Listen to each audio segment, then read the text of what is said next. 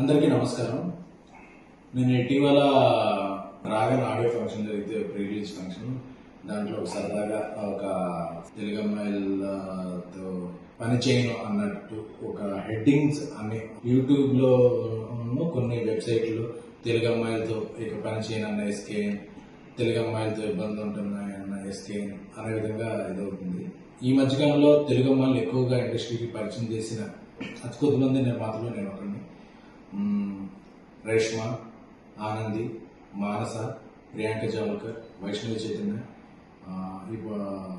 ఐశ్వర్య, కుషిత, వీళ్ళందరినీ ఇప్పటివరకు ఇంట్రడ్యూస్ చేయడం, వర్క్ చేయడం జరుగుతుంది. అలాగే నెక్స్ట్ రాబోతున్న సినిమాలో హారిక, ఇంకొక కొత్త అమ్మాయి, ఇలా ఒక 8-9 మంది అమ్మాయిల్ని పరిచయం చేశారు. అలాగే ఈషా రెబ్బా, ప్రియా వడ్లమాని, ఈ మధ్య ఇనయ్య, అలాగా ఆల్రెడీ ఇంట్రడ్యూస్ అయిన ఒక 4 అంటే 12-13 అమ్మాయిలతో నా కెరీర్లో నేను పనిచేసింది 80% తెలుగు అమ్మాయిలు.